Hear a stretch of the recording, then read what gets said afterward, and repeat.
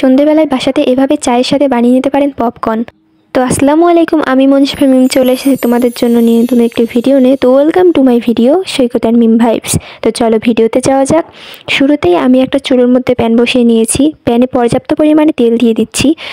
ও খুব বেশি দেওয়া যাবে না, আবার খুব কমও দেওয়া যাবে না, এখানে পরিমাণ মতো তেল দিয়ে দিতে হবে।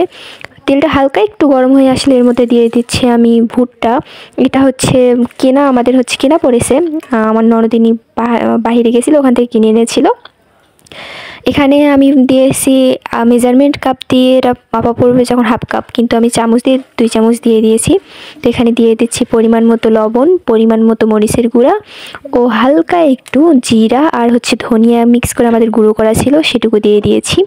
দিয়ে এটাকে ভালোভাবে মিশিয়ে নিতে হবে। মিশিয়ে নিয়ে কিছুক্ষণ রেখে দিলে দেখা যাবে পপকর্নগুলো একটা একটা করে ফুটতে শুরু হয়ে গেছে। তো এই পর্যায়ে ঢাকনা দিয়ে ঢেকে দিতে হবে। এটা একদম কিছুক্ষণের মধ্যেই দেখতে পারবেন পুরো কড়াই ভরে যাবে এরকম একটা। এটার আওয়াজটা শুনতে কিন্তু বেশ ভালো লাগে। এই পর্যায়ে মাঝে মাঝে একটু ঝাঁকিয়ে দিতে হবে, নয়তো দেখা যাবে নিচেরগুলো ফুটতে না পেরে পোড়া লেগে গেছে, এরকম একটা অবস্থা। তো মাঝে মাঝে আমি ঝাঁকিয়ে দিয়েছিলাম। এই পর্যায়ে দেখতে হয়তো একটা ঘোলা লাগছে, এটা ঢাকনাটা ঘেমে যাওয়ার কারণে হয়ে গেছে। তো এবার আপনাদেরকে সাউন্ডটা শুনিয়ে দিচ্ছি।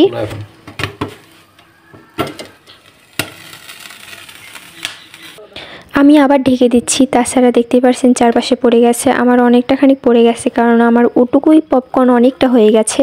তো এবার আমি নামিয়ে নেব, নয়তো নিচে পোড়া লেগে যাবে। আমার এর মধ্যেও অনেকগুলো পপকর্ন ছিল যেগুলো ফুটতেছিল। তো আমার এই তো পপকর্ন রেডি।